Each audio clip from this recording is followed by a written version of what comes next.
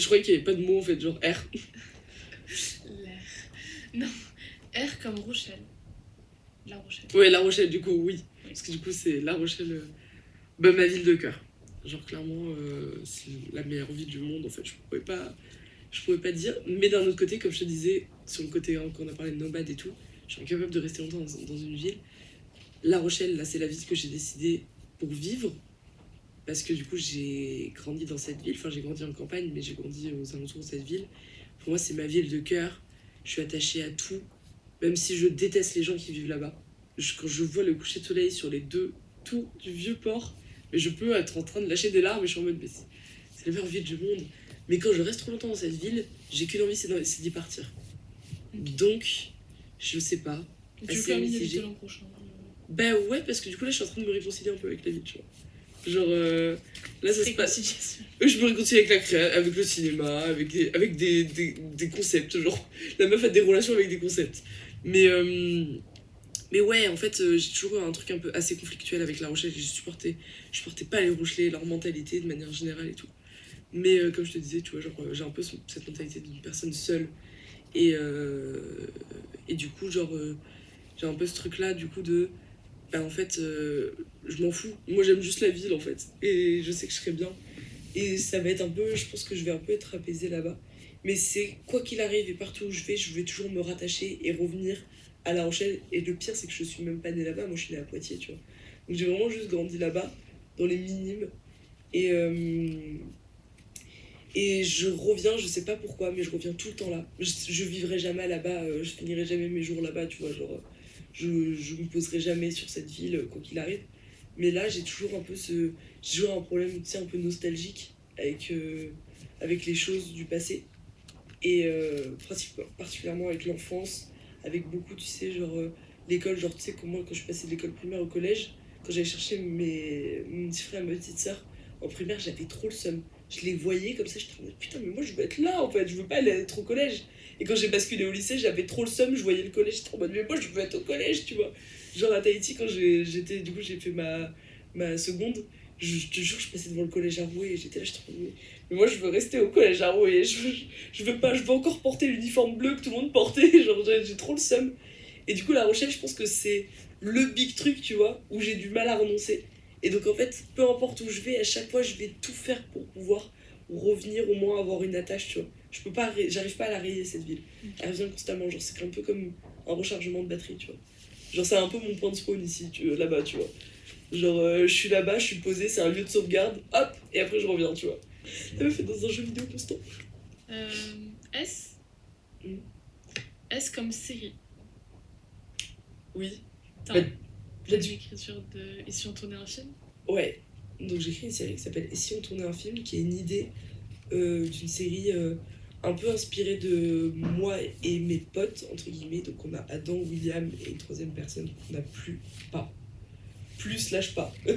et, et en fait, ouais, c'était avec Adam, on a fait une petite soirée à la con.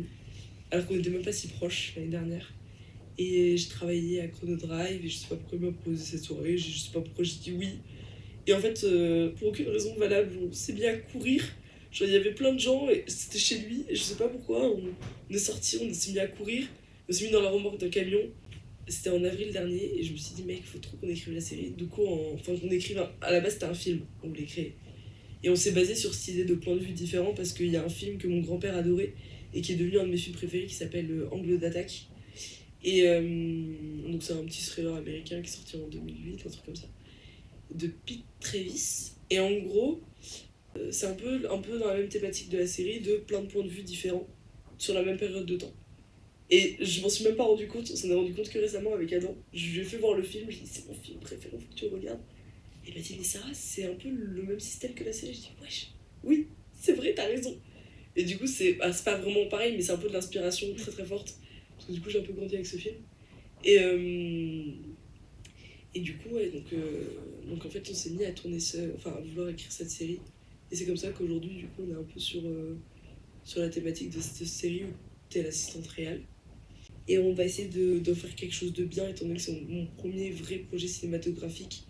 Et que ça va être un peu l'ouverture du coup d'un univers un peu qu'on a créé, de plein de projets justement qui vont un peu tous se lier. et que j'espère que ça ira vraiment loin, parce que du coup je commence à m'y plaire un peu dans la réalisation de projets, genre. Et je pense que j'aimerais bien vraiment rester là-dedans si je pouvais, tu vois. D'ailleurs, on cherche un producteur hein, pour la série. Ouais. Parce que, comme ça... J'ai un producteur qui a des contacts avec un autre distributeur. Toujours mieux comme ça. J'ai été comme Tahiti. Bah oui, Tahiti, du coup, où je déménageais là-bas. Quand j'avais... Je pourrais même pas dire à quel âge. En gros, je suis arrivée en troisième. Du coup, troisième, ça fait quel âge? 15 ans. Ouais, un truc comme ça. Je pense, ouais. Oui. Oui. Du coup, j'arrivais à Tahiti, j'ai déménagé en troisième et je suis revenue en première. Et je crois que quand je suis revenue en France, je me suis dit j'ai vécu les plus belles années de ma vie.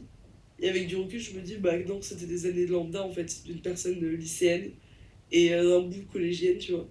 Et c'est bizarre à dire parce que c'était à l'autre bout du monde. En plus, je l'ai vécu pendant le Covid.